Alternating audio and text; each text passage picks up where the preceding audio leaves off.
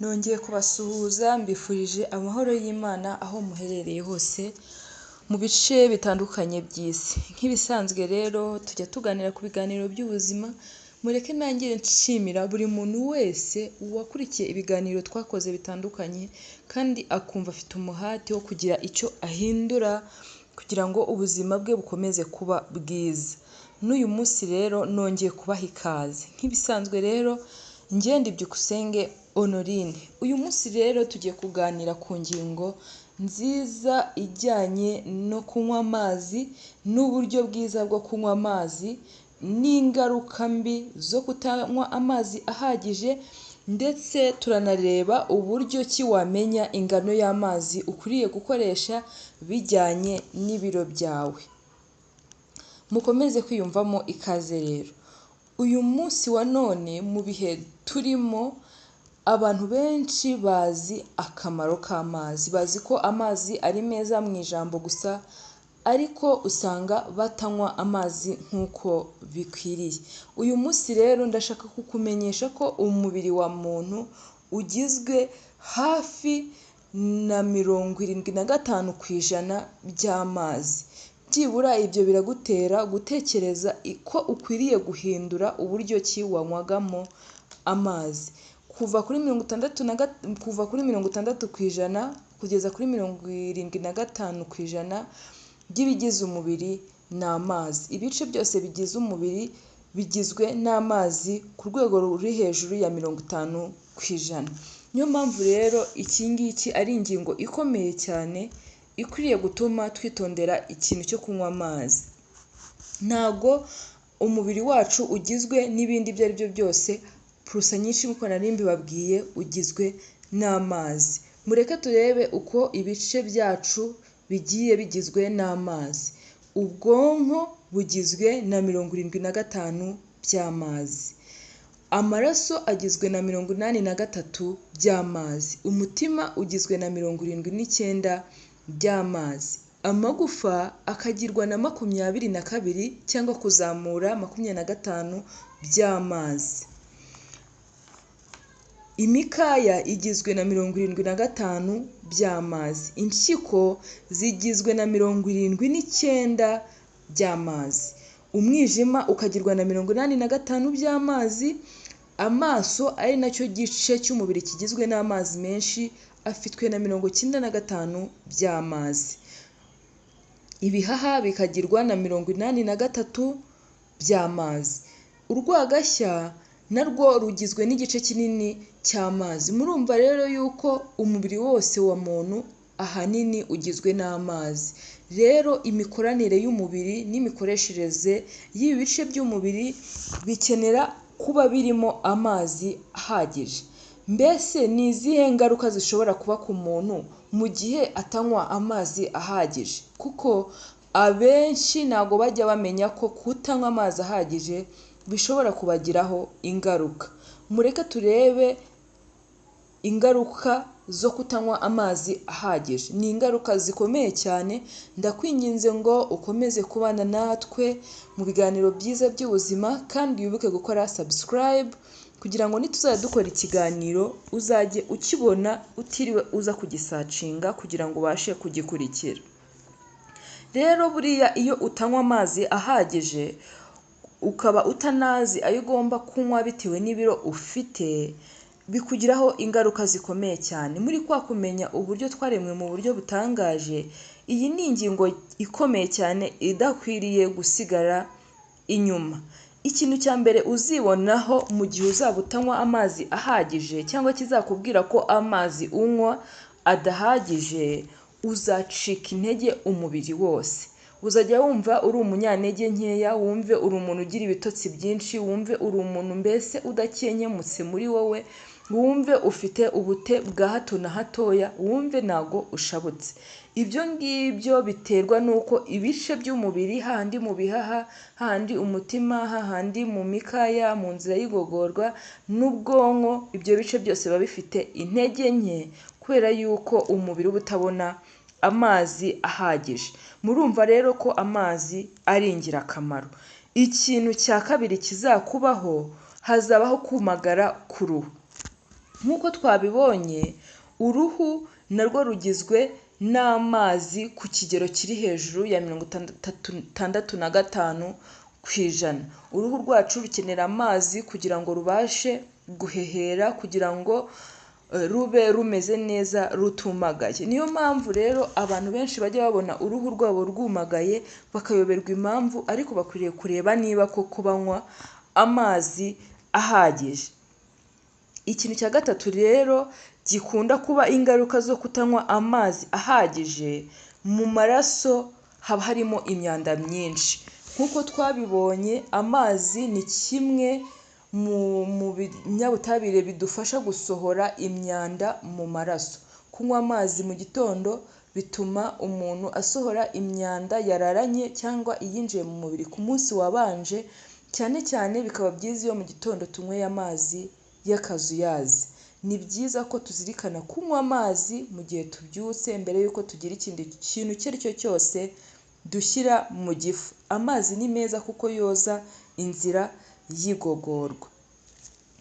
Ikintu cya kane uzabona nk'ingaruka cyangwa amazi azadufasha, ubwo igihe utanyweye amazi neza bigora umubiri kureguletinga cyangwa kubaransinga ubushyuhe bw'imbere mu mubiri.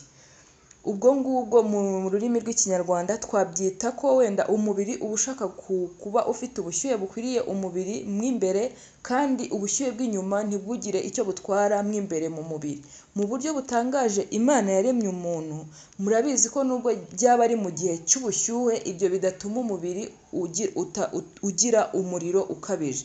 Ngo usange kuba hari mu gihe cy'ubushyuhe umuriro w'umubiri w'umuntu wazamutse. Ibyo tuzi ko bitajya bibaho, kereka iyo umuntu arwaye habayeho gucika intege k'umubiri. Rero amazi azafasha umubiri muri icyo gikorwa cyo kureguletinga ubwo bushyuhe bw'imbere mu mubiri ndetse n'inyuma. Amazi ni meza cyane ku bantu batajyaga babyitaho. Ndabinginze kugira ngo mukomeze mukurikire kino kiganiro, tuze kureba ku musozo uburyo wamenya amazi ukwiriye kunywa ajyanye n'ibiro byawe. Ikintu cya gatanu amazi burya arinda umuntu ni constipation. Turi mu bihe aho abantu barwaye constipation cyangwa se impatwe, kubera ko amara yitsindagiyemo imyanda, amara adakorerwa isuku.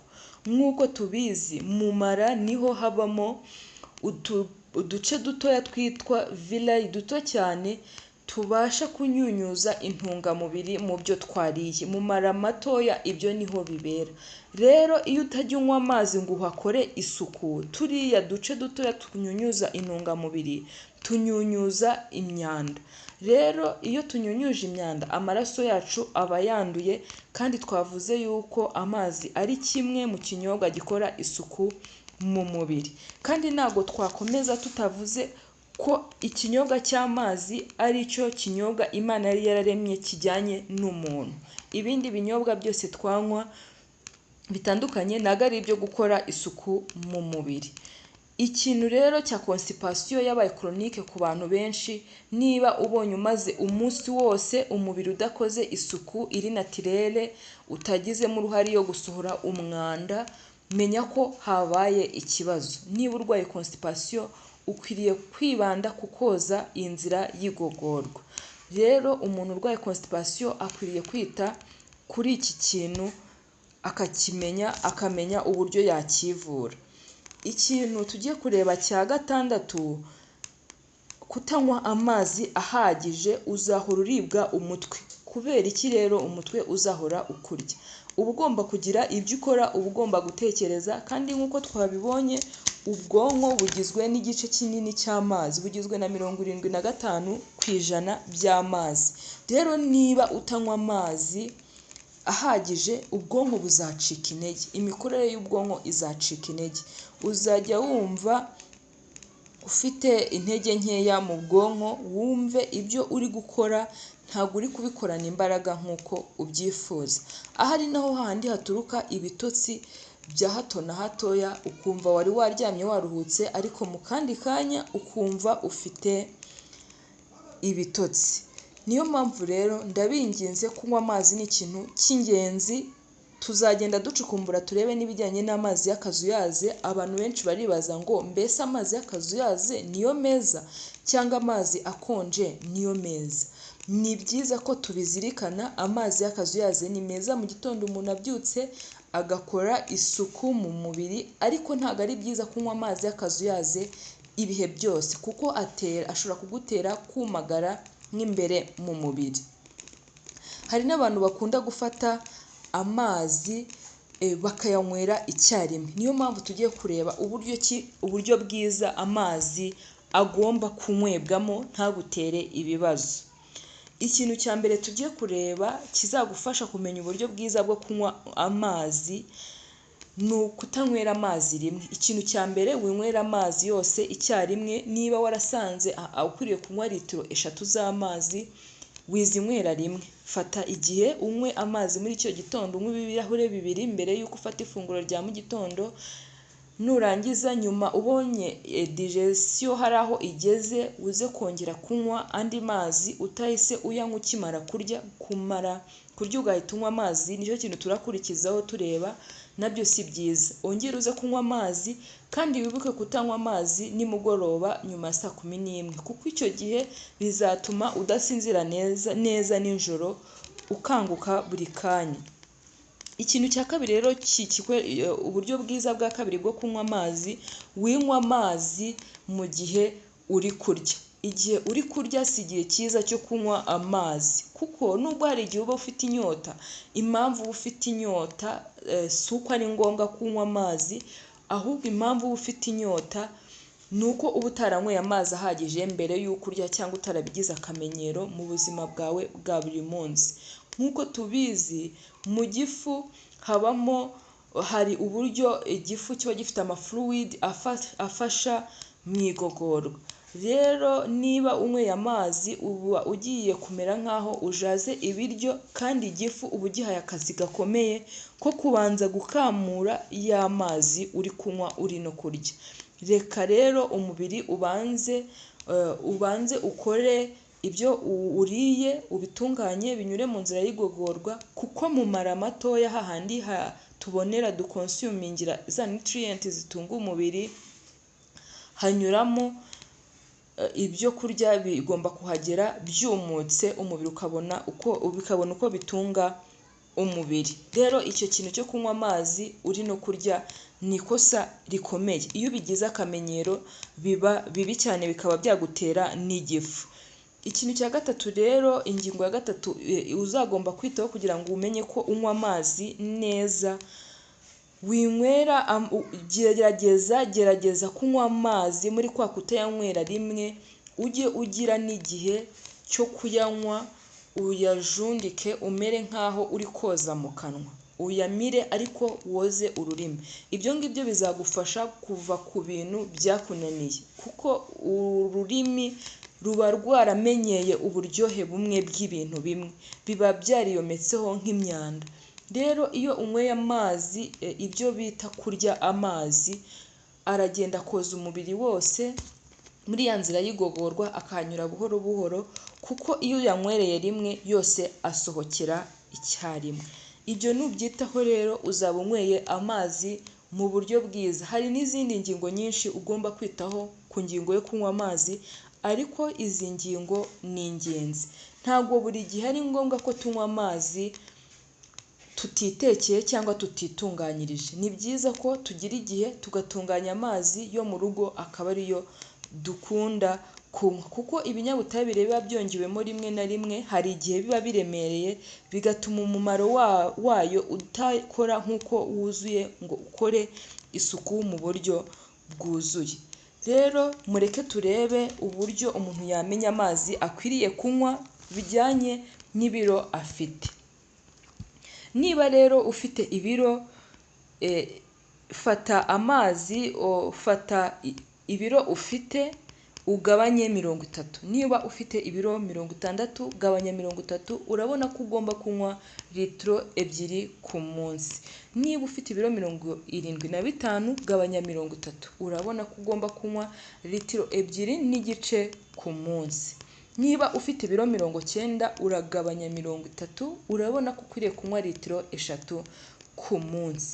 Ikindi kintu tutasoza tutavuze, amazi ni meza cyane kuko usibye gukora isuku mu mubiri, iyo uyanyweye mu gihe cya siporo agufasha mu kuri kwa gutakaza bya binure no kubibaninga, agufasha gukora isuku mu magufa no mu mikaya no mu bindi bice byose by'umubiri. Mureke rero tugire amazi ikinyobwa cya mbere kurusha ibindi, kandi mbashimire ko mwumvishe izi ngingo. Twavuze ingaruka mbi zikomeye cyane ku muntu utanywa amazi ahagije, twavuze ko umubiri w'umuntu ugizwe na 65 kugeza kuri 75% ku ijana, kandi twavuze akamaro k'amazi gatandukanye, twavuze n'uburyo bwiza bwo kunywa amazi. Reka rero dukomeze gusigasira ubuzima bwacu, dukomeze kuzirikana ko Imana ntacyo itaduhaye, yaduhaye ubuzima ngo bwe kutubera umutwaro, ahubwo yaduhaye ubuzima ngo butubere igihe cyiza cyo kwishima. Imana ikomeze kubaha umugisha.